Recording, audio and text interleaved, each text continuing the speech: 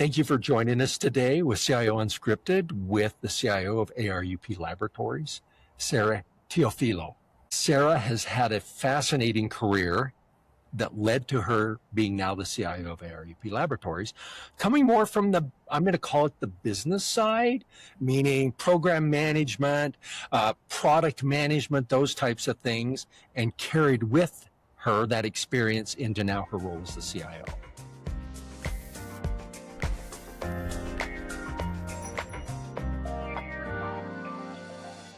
This is the CIO Unscripted with Sarah Teofilo, CIO at ARUP Lab, which a lot of people in the area, in the Salt Lake area, don't know the type of work you do and really how massive the lab is and the work you do. It's a fascinating place. I've had friends that have worked there for years, so I know a little bit about it. But why don't we start, Sarah, just kind of talk about your career prior to ARUP, and then sort of ARUP's mission, if you don't mind. Absolutely. In a lot of ways, I would say my journey to the CIO role is maybe a little non-traditional. And so when I look back at what the journey's been, I actually, as an undergrad, started in liberal arts and out of school, nonprofit arts administration. So you kind of compare that start to healthcare technology, and it's a bit of a bridge between those two worlds. But what I love about that is in kind of the nonprofit arts administration and the career I had before ARUP, it was really about kind of the stories of who we are as humans, and what we go through in our lives and in our world. And then that work actually had me traveling all across the United States and internationally with large scale events. Eventually it was time to settle down, start a family. So I came back to Utah. And I knew ARUP was a really good company to work for. I knew of their reputation. So I got started with them on the business side. But pretty soon I was within our revenue management group, and we needed to create custom software solutions. So I was the product owner that started to talk to the software dev team about how does technology enable the business, and kind of got the bug of tech from there. And then spent the last 13 years here at ARUP just in growing roles that were really centered around trying to understand what's going on in the business, what is the business faced with, and how can technology solutions help, to eventually leading into the role that I'm now with our CIO. So that's kind of, I think in that what's interesting is I consider myself, in some ways I didn't come up as an engineer. And when I think IT folks and IT leaders, I think there's a lot of focus in that realm. But at the same time, when we were thinking about, project management, software development, program management, to really start thinking about the portfolio and the strategy and what makes an IT service organization successful, and how do we organize and operate, and how is that changing than maybe it looked the last 10 years? That's an interesting point. And I think sometimes technology leaders or technologists to me, the leadership role, I use this symphony analogy, right? Mm-hmm. There are two primary roles in the symphony: the concertmeister, who's the lead violinist, and the conductor. And to me, the technology leader is much more of a conductor than an instrument player. You kind of lay your instrument down when you become a leader, because you've got to orchestrate all this stuff. You got to plan all this stuff. You got to align all this stuff. And so like, I love what you said about your background, because it prepared you for that type of role, as opposed to you're the most brilliant sysadmin or the most brilliant software engineer the world's ever known. Yeah, that's fascinating. Yeah, I love that orchestrator analogy, all the parts and pieces, how do they fit together? We bring up a piece and then the next one comes in and complements it. Let me ask you this. So do any of the technologists on your team, what does it take to convince them you know your stuff? Does that make sense, that question? Absolutely. So, I think I've been at ARUP for a long time. And so the work we do together, I think, has been able to help them understand. But a key ingredient that I think is, curiosity as well. There are times where there's a lot of joy. I think in my career, I've had a lot of joy of being the subject matter expert and the deep expertise. It's just the joy of problem solving. Every angle. And I think as I've kind of grown in my career, there is some having to let go of, well, I don't know all the parts and pieces over there, but we do have the people that do, and they are the excellent experts. And then at the same time, it's, staying curious and being aware of maybe some of where those gaps are. And so going back to school and getting the expertise in some of those highly technical areas. Okay, so thinking of that, filling in the gaps, I think we're in an environment now where we as technology leaders have to kind of sort of predict what's coming in the future. Yes. Yes. So how does anyone in your experience, how do you approach that, sort of knowing what the trends are that are going to affect you most so you can be somewhat prepared for it? Well, I think, one piece of the puzzle is actually just your community, right? Understanding outside of your own organization, what's the pulse? What are we hearing from our technology provider partners? What are those opportunities? But what are similar orgs or very different orgs in different industries dealing with? What are their lessons learned? What are they starting to see? But most importantly, for anything on that horizon in our crystal ball, probably most important is to connect deeply with your business and where you're of service. What is the business faced with on the planning horizon? What does success look like for us as a business? And then how does technology enable that? So, apparently there's this thing called AI that's going on. I don't know too much about it. Yeah, that's what I hear. From a laboratory perspective, what are the areas where you're seeing really solid use cases for AI? Yes. We're thinking about different domains of AI, and so very much what is unique to laboratory and clinical operations. And so you can imagine a lot of what laboratory medicine is looking at information about a patient and helping to provide a diagnosis. Sometimes that requires very, very specialized roles. And as we see more and more patients needing care and maybe fewer and fewer people in those specialized roles, the goal is always how do you optimize their time? And so if we can bring in technologies that at a high volume have some learning and intel around, for this image that we're looking at, things are probably in pretty good shape. You probably don't need to spend your time over here, but we can direct your time and attention to the part of the image that's probably of concern.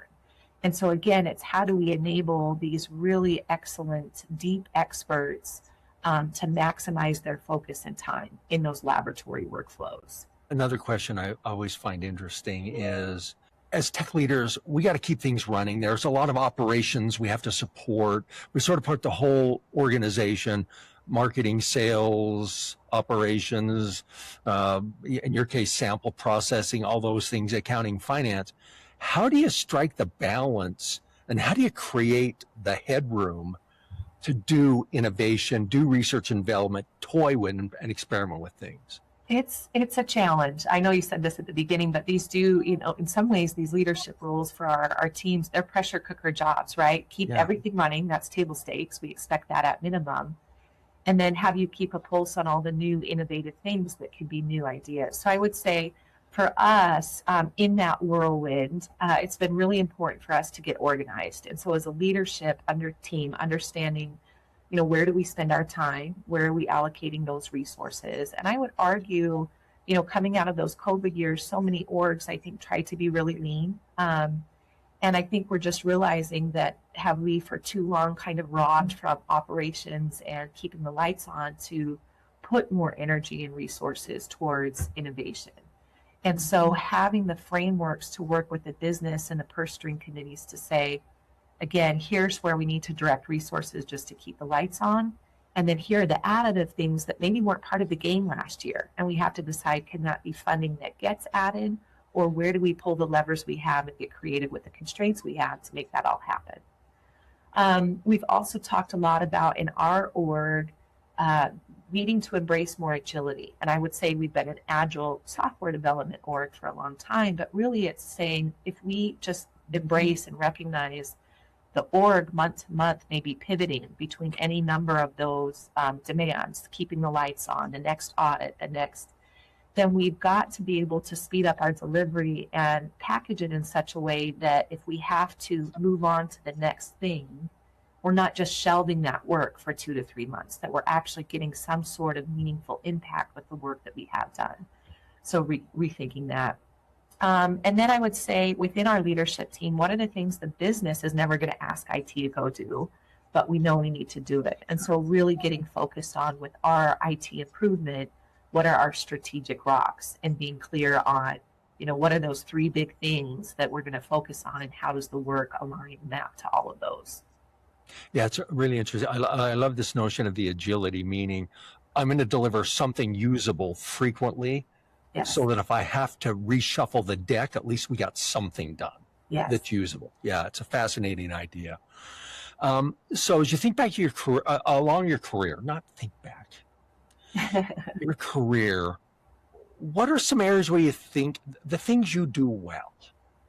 Well, I think I would say first, a big part of my career trajectory is finding those people who you can position as mentors, who have either come before or have some wisdom or are just champions. I think for me, that meant who are the people that I admire most in their leadership or the way they approach the work, and how do I work with them to kind of get that feedback loop on, am I doing a good job? Am I making a difference? And I think for me, the way I'm motivated, I can move mountains with that. I think what also contributes to success, especially in technology roles, is that spirit of curiosity, always learning. I think technology is changing so fast and there's so much to master, but keeping that sense of curiosity of what else is here, what's something new, what else could I learn here? And then being self-aware and really willing to grow and change and be uncomfortable with that growth and change. But just positioning yourself for where those opportunities are and connecting those strategic dots. I had this conversation with somebody yesterday. I don't think I ever applied for a job. You know what I mean? Mm-hmm. Just like you said, knowing people, getting to know people, those opportunities sort of just show up. Be willing to solve problems, and I think the opportunities are there. And I tell people all the time, I was always willing to volunteer, meaning, hey, we're struggling with this, we got a problem. I'll take a shot at it, because that kind of pushed me outside my comfort zone, but also got me connected more with outside of the technology department, and helped me establish relationships of trust with the line of business leaders and the line of business departments, because they saw me outside of a technology role. Mm-hmm. So you were in context of the business. What are we solving? I think that's what people are most hungry for. Yeah.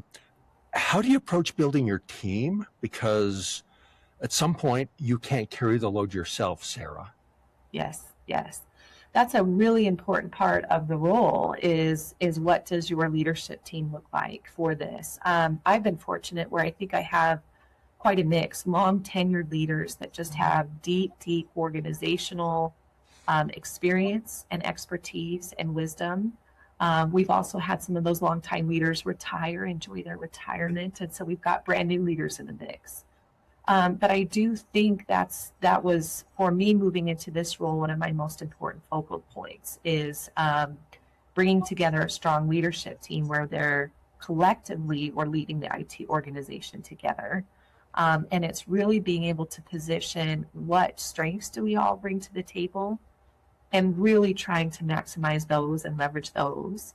But also creating environments where there's trust. You want to be able to have a safe space to kind of challenge each other and challenge thoughts and challenge norms. And so building that team where there's high trust is important for that. So from a technology perspective, what does the future look like for ARUP Labs? What kind of things you're looking at where you say, this is what we need to support the organization going forward? Yes. In some ways as an org, we've continued to just grow. We 40 plus years as an organization. So that dream years ago of pathologists at the University of Utah saying, hey, we think we can provide service at the U and beyond the U, certainly has endured. And so in some ways, our mission to provide patient care and support research and advancing diagnostic medicine as solid and steady as it's ever been. But it's probably the same pressures of a lot of orgs, especially in healthcare. We know healthcare demand is going to continue to grow. And those healthcare providers, probably the pool isn't as big as it once was relative to the demand. And with diagnostics, it is a lot of enabling technology around what does this lab result mean? How do you put that in context of the journey of the patient and help improve their care and outcomes? And so, even one example for us is we continue to receive more and more patient volume samples from across the United States. And locally, there's probably only so many people we can hire to process all those samples in a day. And so, like all orgs, it's thinking about, how do you enable higher throughput at less cost? Where are those efficiencies? And so looking at technology to say, how do we augment the human and make them more and more efficient as more and more demand comes in? Yeah.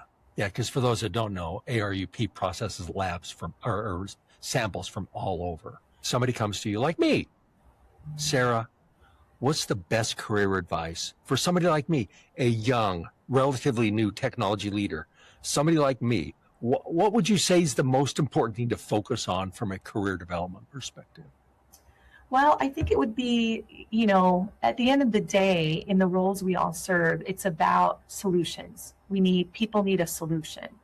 And so in some ways, as much as it is the deep expertise on what can a technology do, it's not losing sight of being able to connect those dots that from a business perspective, what does the business need and how can this solution get to the outcome? I think sometimes we confuse outputs with outcome. Yeah. We've even had technology implementations where we got so focused on the goal is to install the platform.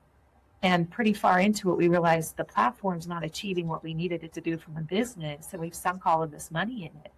It's not about implement at all costs. It's coming up and saying, this isn't going to get us there. Stop. Let's try something else. Thank you, Sarah, for being with us. For those who are listening and watching this, hopefully this is what you learned, because it's what I learned. A successful tech leader is aware of what the business needs and delivers solutions that support the business. Not technology for technology's sake, but technology that supports and delivers outcomes for the organization. And along the way, all the other parts and pieces that go along with the role. Maintenance, continuous improvement, automation, and building the team. So thank you, Sarah, for being here today. Thank you very much. Appreciate the opportunity.